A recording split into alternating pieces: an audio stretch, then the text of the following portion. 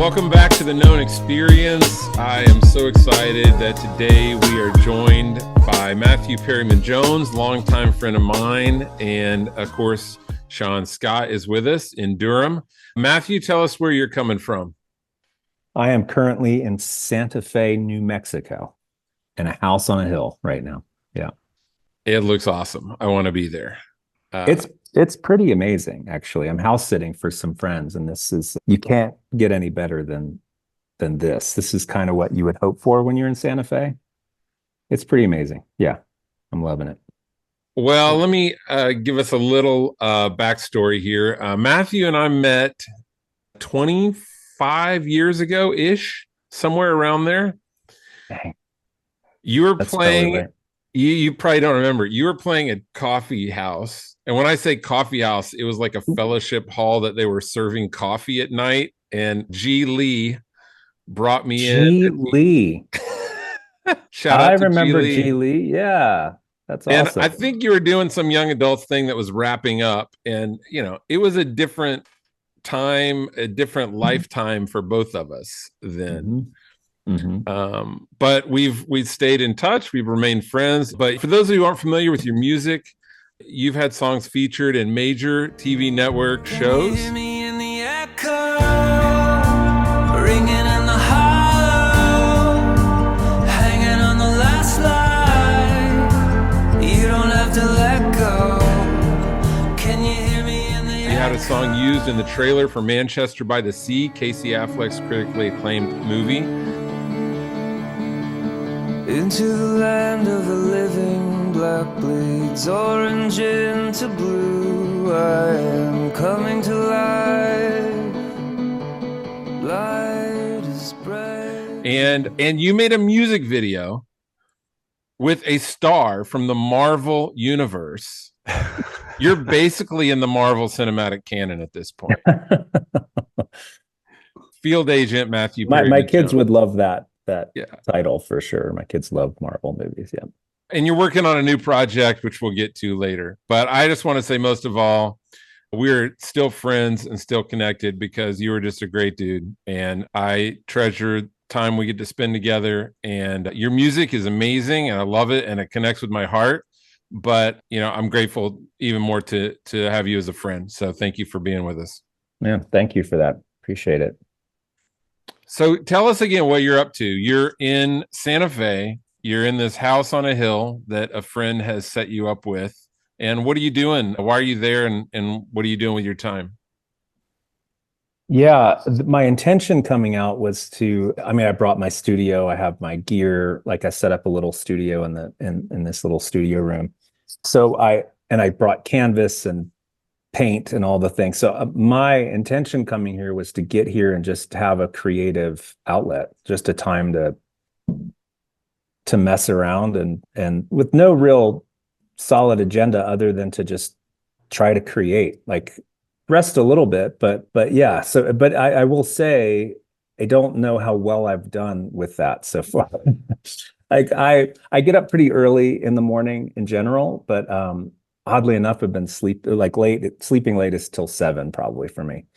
And I've been getting up later. I've been wanting, I was like, I'm going to get up at 5 and go see the sunrise and do all the things and take the hikes. And I've done that, but the creative aspect has been a little challenging, which is usually pretty, standard for me. It's like this, I don't understand it still, but it's like a love-hate relationship. And there's no question the sort of resistance that shows up that is obvious. And then there's times where I'm like, dude, what am I doing right now? Like I've deleted Instagram off my phone and all this kind of stuff. But then I find myself logging in online. I'm just like, what's going on out there? Like what's going on in the world? So there's all these little distractions that I have to catch myself. And I've learned to not really shit on myself for that, but to just go, okay, catch myself, course correct, get back to whatever, I need to be doing. So it's all that to say, the intention has been to come here and create,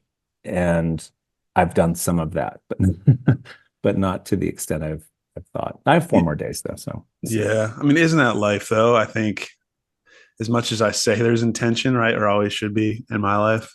Yeah, there's that bizarre invisible river, I'd like to call it, that's fairly elusive, right? So, or it feels like it's flowing against you, not you're not flowing with it.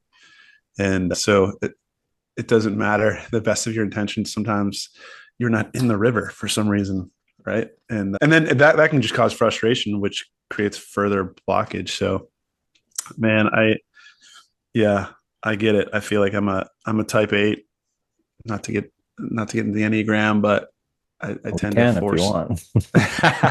I tend to really push and force things when they're not working. So, Well, if we want to talk in Enneagram terms, I type as a 4, and I'm the guy who, let's just dive straight. We don't have to I like we it. don't have to have any small talk. It's fine. We can just go right in there. I'm comfortable with that. So Cool. You know what? I mean, what's occurred to me, this podcast is all about, hopefully helping men be a little more self-aware, introspective, being curious to know each other and not just self-absorbed, and to be vulnerable. And, when I think about your job as a singer-songwriter, it's kind of like your job is being introspective. Like, I mean, there's storytelling elements, but there's a degree of tapping in to what's there, or exploring, or what for many of us might be like a retreat, for you is often work. How does it make retreat times for you? Like, where it's not just, there's nothing at stake here. It's not just like, I'm just going to let whatever comes. Do you feel pressure in that also to like really dig in and get something great out of this?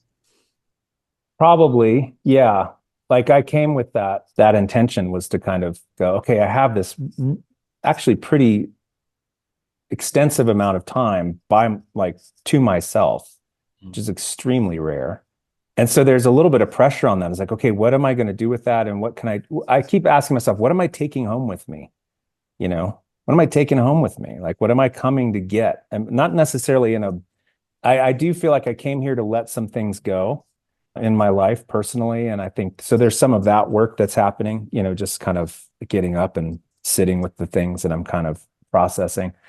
But there's also I think with that too, I think I felt like, okay, I'm letting some things go, but what am I taking back with me? What am I taking to my kids? Like, when I come home and I have this next month with them, like what am I bringing home? Like something in myself, or something, like not just gifts and, rocks and stuff, but what am I, yeah, so that's the question that's present with me this week, is like, what am I taking home with me? Like, what am I picking up? What am I discovering? There's I don't know if you're familiar with Martin Shaw, who's a kind of a storyteller. He's a guy from England. He talks about, I'm going to mess this up, but he talks about the wild man sort of going into the forest, and sort of, a lot of times he thinks, you come out with a an animal slung over your shoulder that you've killed and you're brought home. He said that's not the right way to think about it. You want to be walking out of the forest with that animal. You don't go and kill the animal. You go and befriend the animal. That's way more powerful than just killing an animal and bringing it back, right? So, and I've sat with this idea of, and also I think it's a distorted view of masculinity too, to get on that topic. I think we think go in and kill the bear and drag it out, and it's like, no, you befriend the bear. It's kind of this kind of picture of even shadow, or just aspects of ourselves that we think we have to go in and get rid of, but actually we just need to befriend, and not tame either, but create a relationship with something. Does that make any sense? I feel like I'm going off into strange territory, but I'm thinking like, what's the animal I want to bring home with me, not slung over my shoulder, but that's walking with me, that I've befriended in a way. So it's kind of a thought I'm sitting with, and it may not make any sense what I'm saying right now, but yeah, so that's what's sitting with me. Yeah. No, I've heard people talk about, and I'd love to hear more about what that means to you. Talk about, befriending the shadow self, or being kind to those parts of yourself and being empathetic towards them. I'd like to hear you share more what that means to you. And I'll throw a little caveat on there, in light of, you turned 50 this year. How does that play into all of this for you, or did it? Did it? For me, it was like I had very strong feelings about it. Did you? And how's that play out in this? Oh man, that's a good question. It's interesting. Like even in my mid 40s, I think like mid 40, I don't know, 48, but 50, it was a different thing. As the kids say, it hit different. It's like turning 50. It was a strange psychological twist that I don't think I was expecting. I mean, I saw it coming. I was like, I'm coming up to 50. And I think I did sort of couch things in that. Like when I'm 40, I'm like, okay, 2 more years. And I hit that marker, the 50-year marker. That feels just like old. That just feels like an old number.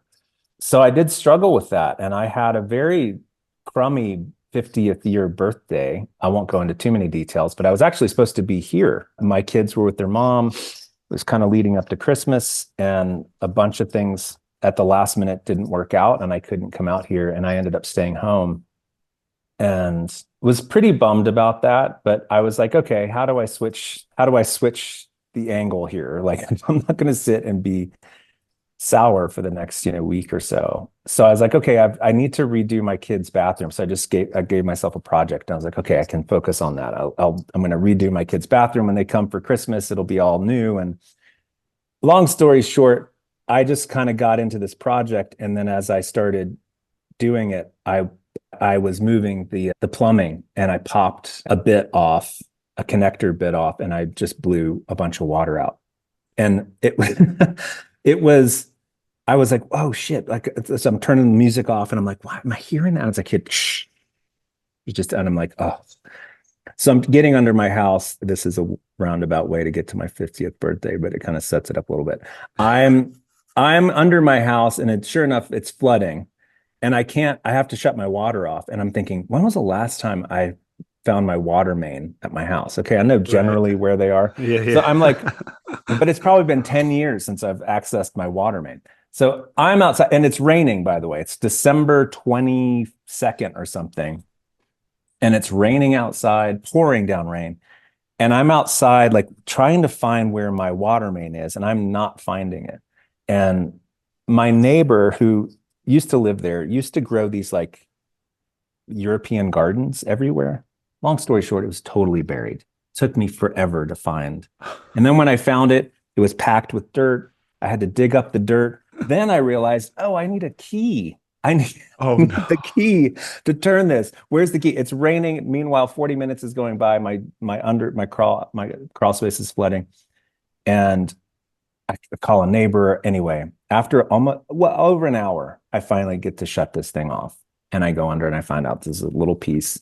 Spent the entire day going back and forth Home Depot, coming back home, YouTubing things, like, because plumbing is very meticulous. Like, you can't mess up one step. I mean, it seems very simple, but it's actually, there's like bits that you have to have. And so anyway, I spent that whole day not, fixing my kid's bathroom, but fixing a water problem. And I'm just thinking, this is comical. Like, I'm on the edge of my 50th birthday. I'm supposed to be in Santa Fe right now, and I'm out in the pouring rain fixing a friggin', plumbing problem. I got it at the end of the day. I did it. I had to buy like a special wrench just to clamp the clamp down. Like, it was a $60 wrench I had to go and buy. Like, it's the very last thing. I was like, I couldn't even be mad. It was just so funny. I was just like, this is comical. Like, this is a joke. And at the very end of the day, John, you'll appreciate this because you know this about me, but I was like, you know what? That was a beast, and I tackled it, and the water's working. I'm going to go down to the Lost Patty, and what do you think I got, John? What do you think I ordered at the Lost Patty? Well, how well do you know me? Besides a whiskey? I didn't even get a whiskey. I got a cold Pilsner beer. Wow.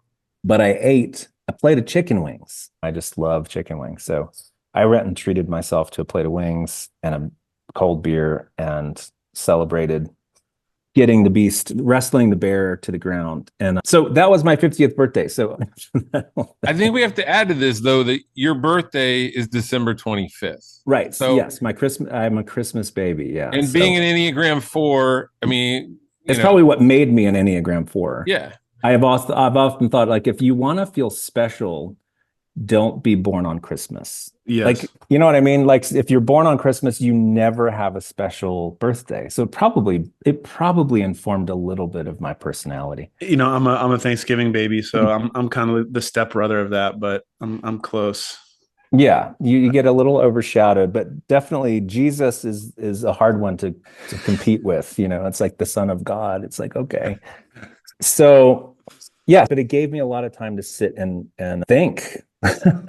Here comes 50. And so 50 came, and I will say there was a very definite shift psychologically that's happened in me at 50 that I'm not even sure how to articulate it, but it's all the things. It's the painful, awareness of mortality, getting older, how much vital years do I have? I mean, it sounds a little dramatic, but it's really kind of what happens when you hit that spot. And it's like you have to start thinking in terms of like, oh, okay, and Sean, to your point, like, how am I using my time? Like, I mean, I think I've always had a sense of that, but I think it's made like, how am I spending my energy? How am I spending my time? And I ran into a guy at a gathering one time. He was almost 70, and I told him I was about to turn 50, and his eyes lit up, and he said, "Oh man," he said, "50, that was the best decade of my life." And I was like, "Really? Tell me more about that, because I want to be encouraged." And he was like, "At that point in time, if you take care of your health, if you're in good health, you still have vitality, you still can get around, you're not old, you're just middle-aged, but you know yourself better, you're more discerning and discriminating with who and what you're spending your time with and what you're doing. So there's kind of a superpower you can come into at that point where it's like, I know who I am for the most part, and I know what I don't want to spend my energy doing. And I have less of a give a shitter about if I'm gonna bum someone out. I have this kind of policy. It's like electives. Outside of taking care of my kids and things that are fundamental responsibilities I have to do, whether I feel like it or not, electives are they're electives. Don't, if you tell somebody you're going to do something, then do it. But, things that are electives, just be more discerning about. Choose what you're going to spend your extra time doing, and don't do the things you don't want to do, and just stop doing that. I think that's very good. 50-year-old. I just can resonate a lot with that. We've both lost our fathers to a terrible disease, and we've been through that. I think, Sean, you've lost your mom. I think those experiences, I don't know. I mean, made me, there's a lot of directions you can go in that. I think I came out on the other side in more of a place, hopefully, of harmony with suffering. I don't know if you're familiar with Brian McLaren's 4 Stages of Faith, but it ends in harmony, hopefully. And I becoming a little more Buddhist, where in my best of times, if I were in your plumbing situation, I could go, of course it broke. Things break. That's what happens on your birthday at Christmas in the pouring rain. Like, that's just, and I think maybe also me being an Enneagram 4, I can lean into that. I don't know if you're familiar with Richard Rohr's 5 Hard Truths. I think it's 5 essential truths to set you free, but they are this: life is hard. You're not that important. Mm-hmm. Your life is not about you. You are not in control, and you are going to die. And yeah, there's a time that I would have been like, man, that's a real bummer. But at this stage in my life, I go, yeah, that's real. That's the real stuff. Mm-hmm. Yeah, that's the 5 points of initiation, right? There's what's the book read years ago? Yeah, that's the opening sort of initiation passage, right? And I think it is, and I remember reading that to a friend, and he was like, God, that's a downer. And I was like, well, this is true. This is what we don't experience, especially men, going back to that kind of idea of initiation. It's like we don't have those truths. I mean, we actually, the opposite is how we're trained to not think those things. We're going to live forever. We have all the things, and it's like those are the things that will cause us to spend our time in our life much better and more effectively and more, yeah, less wastefully, you know.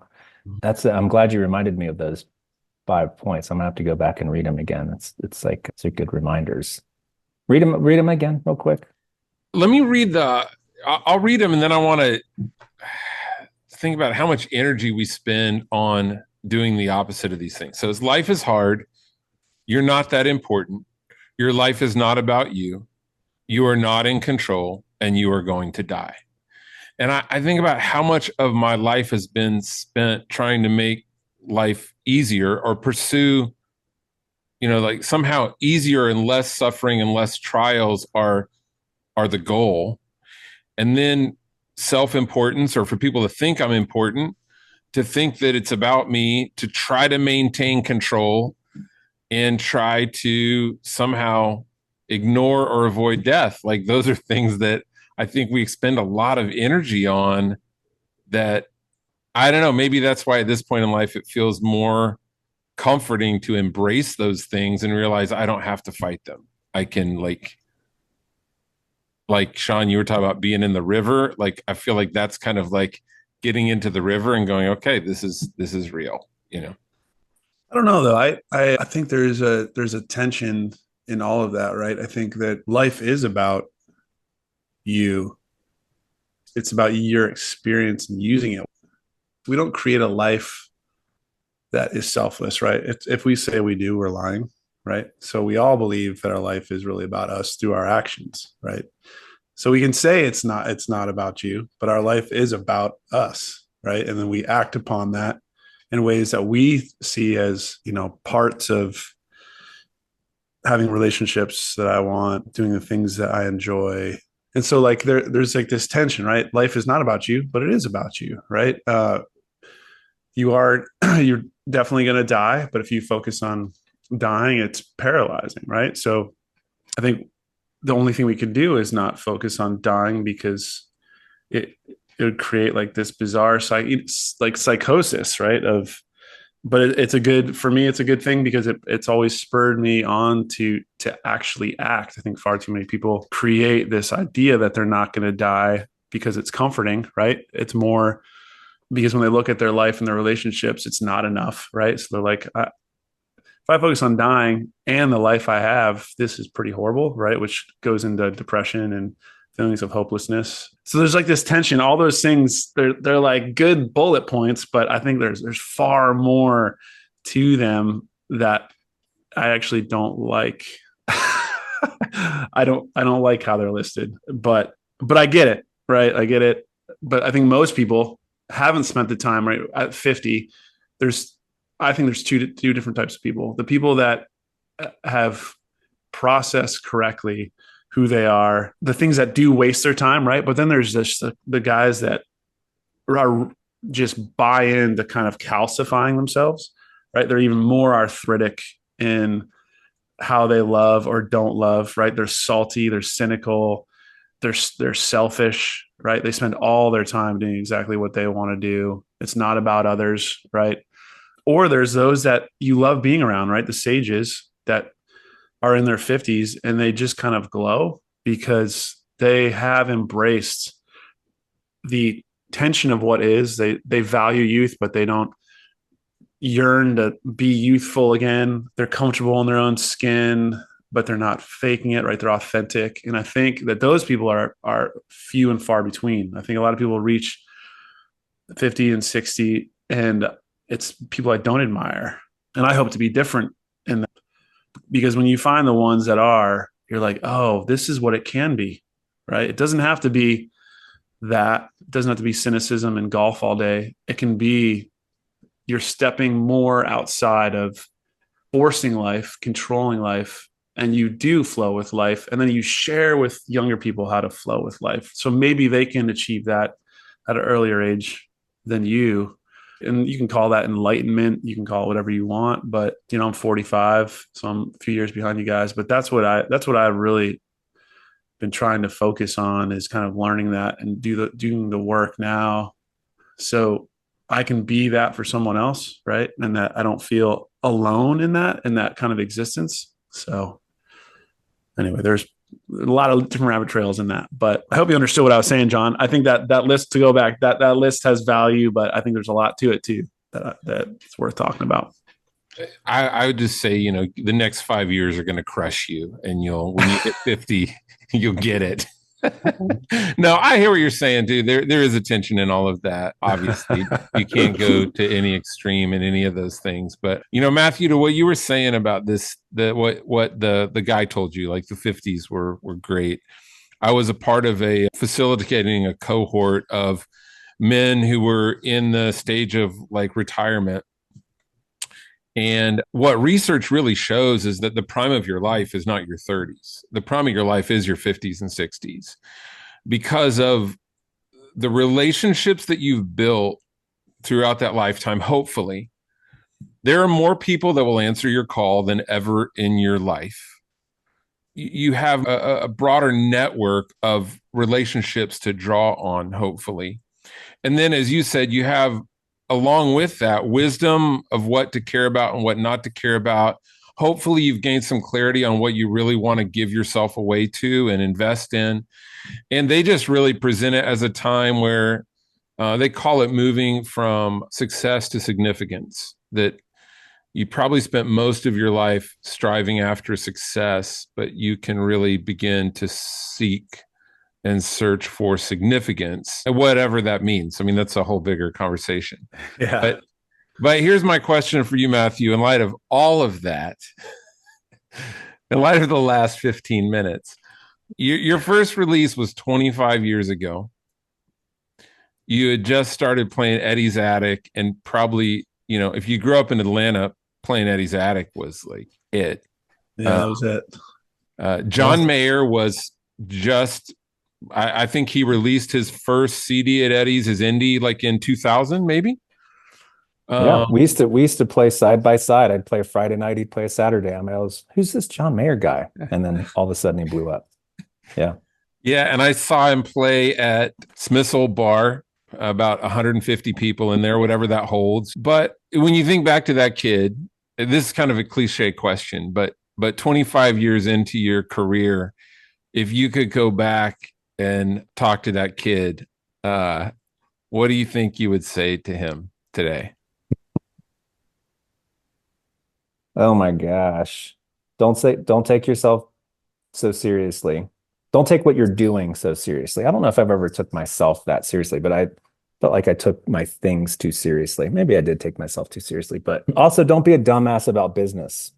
That would probably be a big one. I'd go, dude, don't bury your head in the sand about, I'm an artist, I don't get into business stuff. I mean, I get it and I still hate it, but I would tell him to get ahead of the game on that a little bit. So that's one thing, just practical advice. Like, don't be a dumbass. Like, learn the business. And like, keep listening to the thing that you started doing. And this might also sound, but don't listen to people.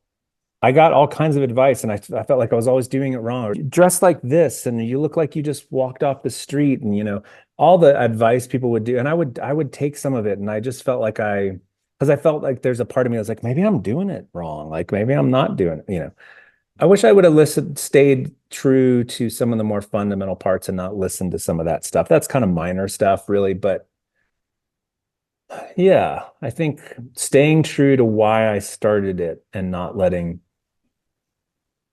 great advice derail me from why I did it. That a very distinct purpose for it. I wasn't trying to be the next John Mayer. I wasn't trying to be famous or popular even, but I did want to reach people. And so, yeah, that was kind of a strange thing to straddle. And then at some point I got a little bit of success with, TV, film stuff. And then it was interesting. That really did shift a kind of thing. It was like, oh, I didn't think I could make a living doing this actually. And now I'm this is working. And I remember talking to Lynn Grossman, who was the head of the licensing company I worked with at the time, when things were starting to kind of hit in a way.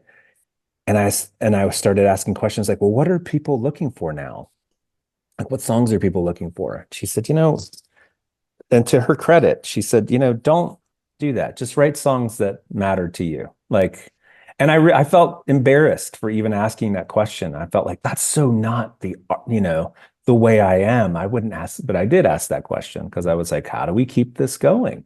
Yeah. So yeah, I would say to 25-year-old me, don't take yourself so seriously. Don't be a dumbass. Learn the business and stay true to your central call and as to why you are even doing this. So those are off the top of my head, those would be the three main things.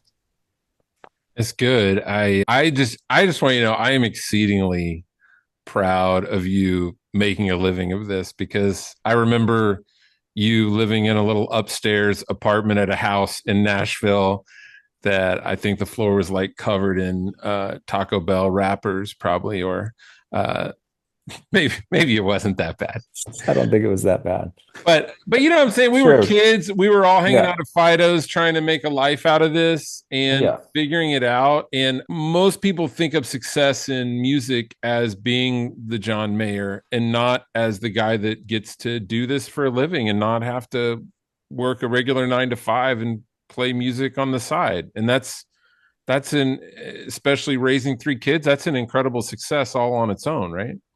Sure. I mean, I'm insanely grateful that at some point I was able to make a living doing it. Now, it hasn't been, there were times where it was great, and there was like times actually right now it's like not great. It's like, it's a struggle. And it's funny coming up to 50 and going, oh my God, did I do the wrong thing? Like, how do you sustain this? And what's interesting is you bring up like earlier, like this interesting aspect of being a little older. There's the part of me that I've neglected the most is this sort of entrepreneurial aspect of anything that had to do with art making. Always felt offensive to me. But oddly enough, I feel like on this half of it, I feel like that if there's a shadow aspect, it was like that was the part I neglected.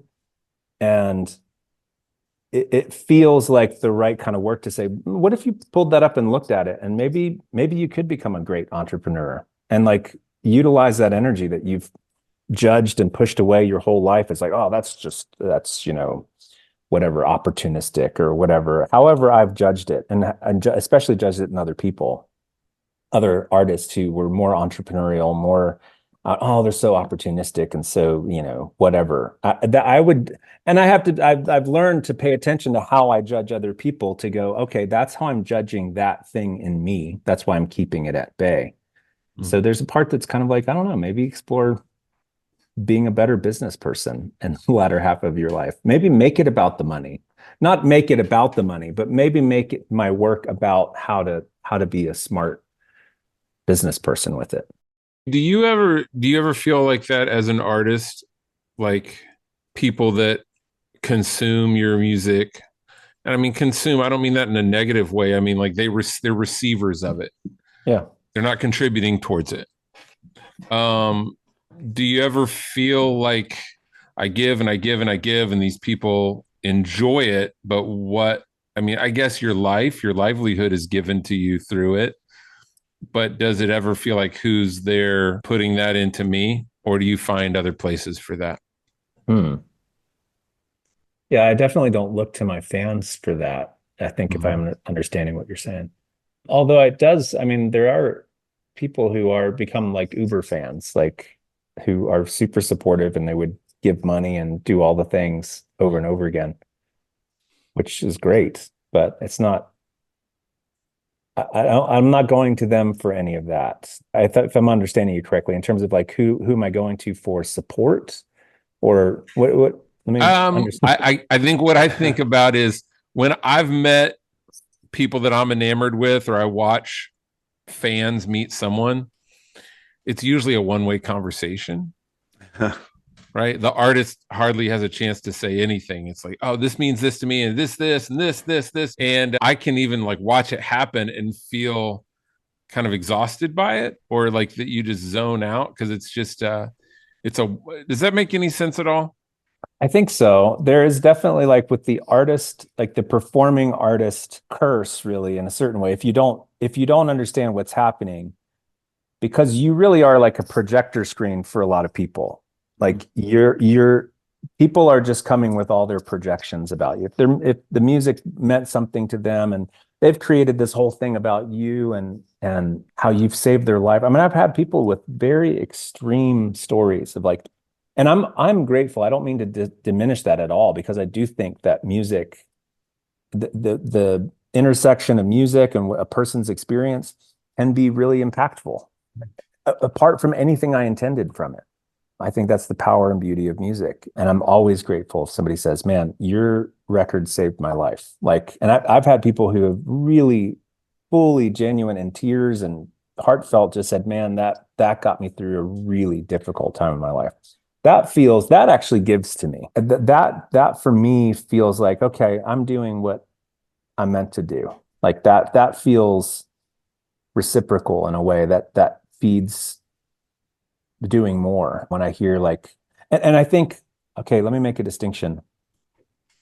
When people say you're amazing, you're awesome, I don't know how to respond to that, because it's like, whatever you think I am is completely a projection coming from you.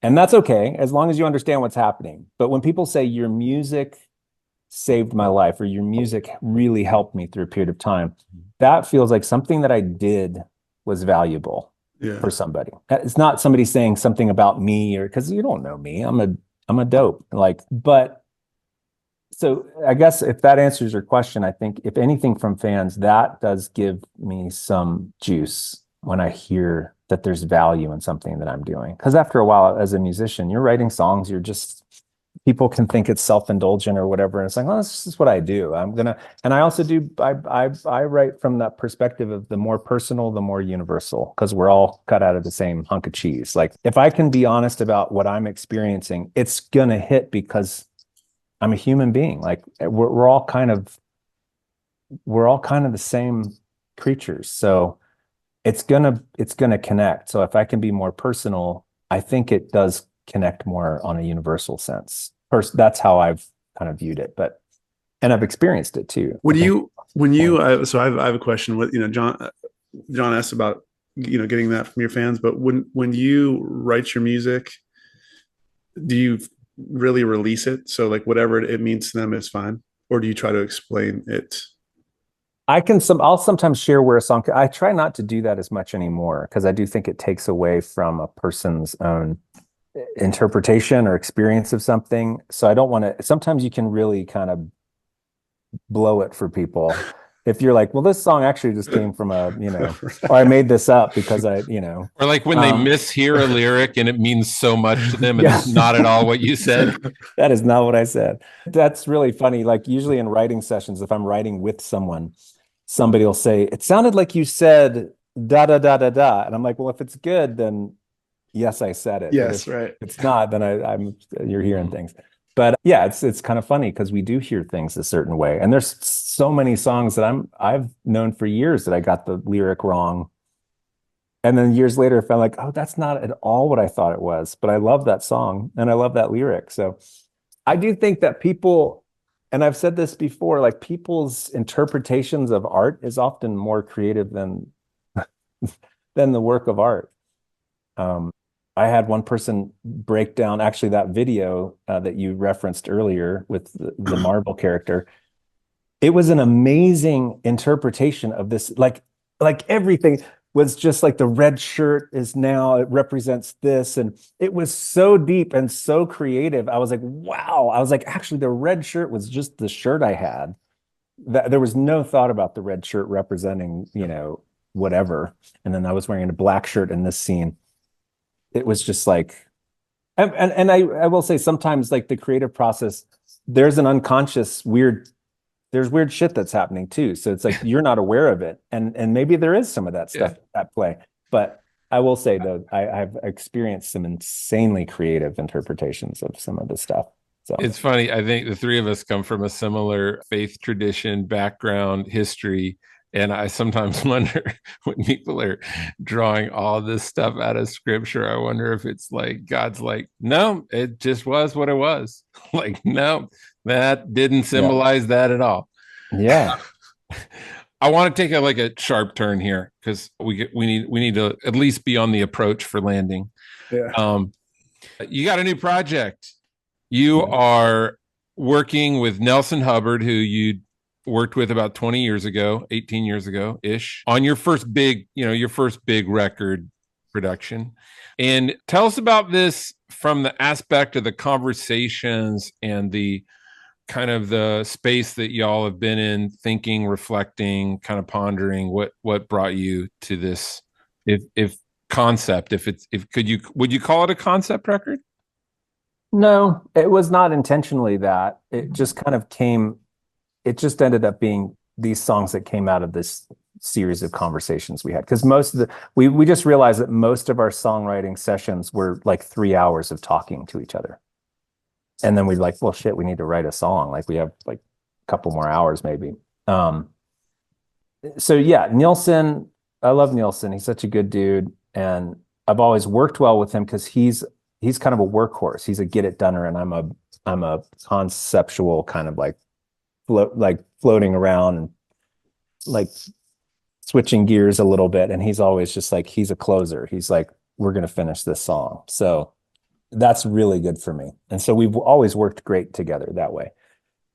And we hadn't worked together in a long time. And we just reached out to each other after kind of the COVID stuff was settling down and people were kind of getting back out, which I found was very difficult for me. That's a whole nother story, but getting back out of the COVID was hard for me. But we just started writing them. So the first time we got together, we ended up getting this big conversation about kind of the environment we were living in, the world. It just felt like people hated each other more. And it seemed like there was a shift that happened that wasn't good and it was palpable. And he just, especially like lockdown stuff. And then I think we just got so conditioned to go to social media.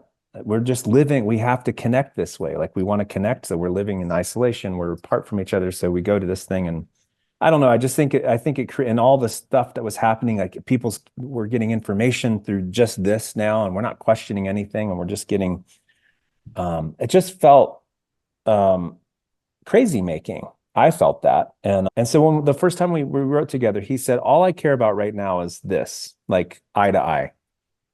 I don't want to deal with concepts. I don't want to deal with ideas. I want to deal with real people. I want to deal with the person who's right in front of me. And what is my experience there? And how am I treating this person, and how am I being treated by this person in real time? Rather than, oh, I heard so-and-so happen and we get all out the bar. It's like that. Stop. So that struck me, and it's stayed with me of just like, I want to get back to this. I don't want to base anything on anything other than what's happening in real time with a real person. Because it just seemed like so much hate was just being fueled by what we're being told. And, so we both kind of connected on this stuff. And then most of our sessions were just these Gen Xers griping about, the kids these days. And so it was kind of ridiculous, but in a way it was just like, two people who are processing their own upbringings and how they came up and acknowledging things that are legitimately different. Like we did grow up in an era where we did not have, even internet. There is a different experience like that. It doesn't make anybody better. It doesn't make anybody wiser. I mean, of course, hopefully you're a little wiser as a person who's lived a little bit, but it can seem a little snobbish when people talk about their generations and whatever, every generation before is better than the generations that follow. But we just were kind of going through our own grief about just the things that we feel have been lost, just the real time stuff, and like this whole idea of AI and all we're outsourcing everything to this, kind of like technology and being farther apart. So these songs came out of these conversations, and one of the first songs we did is called Learning to Fall, it's just a song about like, what the hell's going on? It's just asking the question, like, do you feel this? Does this feel weird to you? And so so we wrote 4 songs on the EP. It's an EP, so it's not a full-length record, but there are 4 songs from these conversations that we ended up putting on here, and they're very different. My singing style is a little more conversational. It's not like this, hey, we're going to tell you what's up. It's very much like kind of in the posture of like asking the question, like, do you feel what's going on? Does this bother you? Are you okay with this? So that's kind of the spirit of the project, and that's kind of where it landed. Was there a moment that we lost it, or did we just let it go? Was this spoken by the prophets a long, long time ago? Is there something? I mean, we could do a whole podcast on this idea of the antagonistic culture that we live in and how much stuff we let just totally set our emotions off that we have no control over. We have no involvement in. We have no, technically there's nothing in our life that is going to be changed by this or could change it, but it dramatically can affect us emotionally when we're tied into that stuff all the time. Are you a Dawes fan? Have you listened to them much? I do like them. Yeah. The incredible songwriting. Yeah. That song Crack the Case, it's like that was my introduction to them, and it's my favorite. And when I've seen them live, of course they never play it live, the jerks. But it's kind of about that, seeing each other in a different light, and maybe we have more in common than we think. And if we could just sit down and have a conversation about it, maybe that would change things, Mm-hmm. Yeah, there's a song on the EP called "Give It Away" that is just is kind of talking right to that point. It's like, are we really just going to give it away? This idea of like, we're just handing over our personal autonomy, and it just seems like all of this is kind of, we're handing over our power to what? Like, we don't even know. Like, what are we handing it over to? But it seems like we are. And there's a line in that says, can we just have a conversation and say what we mean? We don't need a new religion if we want to come clean. We can stop this fighting if we want. You either love someone or you don't. It's kind of just straight up, just you either love someone or you don't, So how are we loving people, because we either are or we're not. So. I think, I think it's, it sounds like it's appropriate, right? When it goes back to just recognizing kind of truthful needs that we all have in how we are all wired, right? And what we need. I think we're being outpaced by access, right, to entertainment and information that our biology can't keep up with, but it's like enticing, right? We're in such a furious pace of like eating candy, right? In every way. So we're just eating candy of electronics and information. And that can make us angry or euphoric or whatever it is, complacent. But I think ultimately our biology will redline, and our biology will set a default or a stop loss. I really do. I think all of this can only go so far, because we can't turn into androids, right? Like, we can't just speed up and then plug in. We are nature, right? Nature evolves over long periods of time. We are built this way because it has been a glacial pace of planned adaptation, whether you believe it or not, and connection. And I think that, or I'm hoping, I think my hope with age is the entertainment and the awe will wear off, And I already see it, right? I think we've only been in this a very short time. I think it feels like 15 years, really, where this pace has been growing and kind of frantic. And I think people are already like, this sucks. Like a lot of people, like, this is not feeling good, right? It felt cool in like 2012, 13, but it's gotten ugly real quick. And I feel overwhelmed and I feel more depressed and I feel more disconnected and I feel hopeless. And it all points towards these decisions we're making, right? So I think it goes back to John, what you're saying, like you are not in control. We're in control of a lot, right? We actually are in control of a lot. And I think when people feel like they're out of control, right, and that, oh, this is going to take over my life, when you stop fighting for that, then a lot of bad things happen, and then you just rescind any control you do have, and you're like, this is the way it is. I guess I have to adapt to it, and I can't slow it down. I can't connect really, and that breeds hopelessness and despair. And so, I'm stoked to listen to your EP because I definitely just resonate with that. But I'm hopeful in all of it. I'm hopeful. Sean, when you talk about control, I think about the old serenity prayer, just recognizing what you do have control over and what you don't.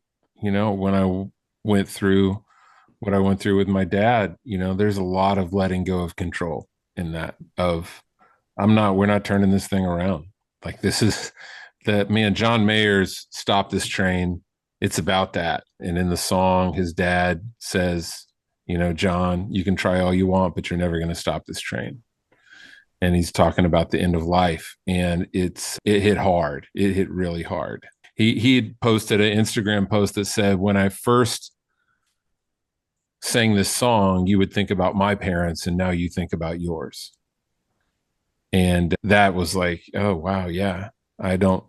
This is not like not observing from the outside his experience, processing it myself. I love that quote you shared from your new song, because I think I grew up in an environment where you could convince yourself that you were loving people, even though they felt very unloved, because you were giving them the truth or what you thought they needed. And learning more that if people don't feel loved, I mean, obviously those moments of tough love or whatever you want to call it, but much of the time, if people don't feel loved, you're probably not loving them where they need it or where they're at. I want to wrap things up. I want to just touch on, I've mentioned my dad a couple times, and Matthew, that your dad went through similar journey, and your song Beneath the Silver Moon. It's a powerful song that, again, when I first heard it, I thought about your dad. And the last time I heard it, I thought about my dad. And it's about a loved one being in that place of kind of the in-between of this life and the next, but hoping that they can still know your love and sense your presence and your care. And you would find a resting place where stars would light the room and trees. But I reached out to you in the midst of that, the week before Christmas, I think, the darkest. It might have been 2 weeks before Christmas, but it was some of the darkest moments of that for me. And yeah, I just reached out to you because I knew what you'd been through. I didn't realize I was calling like a grief Yoda, but you just, I don't really know what holding space means, but I know it's a popular term. But if I've ever experienced what I think it should mean, it was what you did for me. And I was struggling to get my words out, and you just said, man, I really sense that you're holding back, just letting it out. And I just want you to know that you can do that, that's okay. And man, it was like the floodgates opened. And so I wanted to, I've thanked you for that over the phone, but I wanted to thank you here for being a friend that answered the call and was there for me, not to coach me on what to do, but just to be present with me and maybe guide me in what I needed. Where did you learn that? Is something not a lot of people possess. And yeah, I mean, is there someone that has really modeled that for you? Is there a place that you really experience that in a meaningful way? Hmm. Thank you for sharing that, first of all. And I don't know if there's a particular, again, I think it's all just fumbling through. And I think I've learned by not doing it well in the past. I think I have in the past thought that being helpful was giving information to people. That's kind of a classic fail that I've committed with good intentions, like not to try to impress somebody with something. Maybe there's some of that too sometimes, but in hard times, it's just realized like information is just not helpful, and learning to just be quiet. And also and in being quiet, you hear those little things. Like you can hear somebody going, holding it in, you know? So I don't know. It's a constant practice. I think sometimes having kids helps, because I think what I'm learning more and more as a dad is that that's what's needed. They don't need me to give them loads of wisdom. They just don't. They just need space to just be where they are. And I think being a dad, I would say that's probably more than anything. Learning to just be present with my kids, I think it's hard because you also have to see something that they're going into and go, I have to bite my tongue a little bit, because really the thing is in parenting too, for kids, it's like you're giving signposts. Like anything you tell them, like, hey, when this happens, like bits of wisdom or words of advice, they're probably not going to take it. Like that's part of their gig. Like they're supposed to fuck it up right now.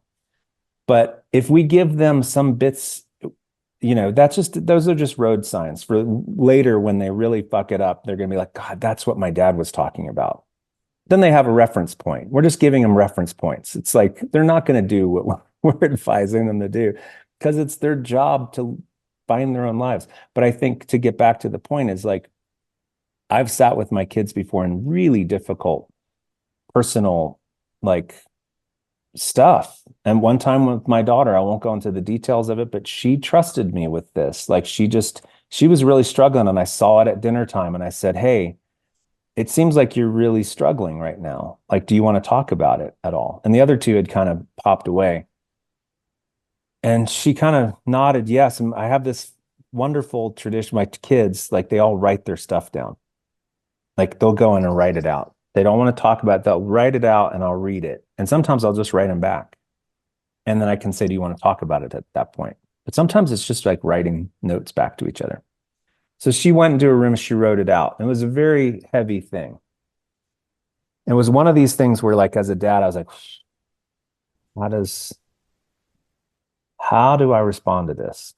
And the sense I had was just because when I'm reading it, she's got her, she was all buried in her covers in her room. We were talking in her room and she was just buried in covers. And I just said, I need eyeballs. Like, it's the thing with my kids. I'm like, eyeballs. And I said, I need your eyeballs. And she kind of looked at me with tears in her eyes. And I just said, I love you. I'm getting emotional talking about that now, but it's like,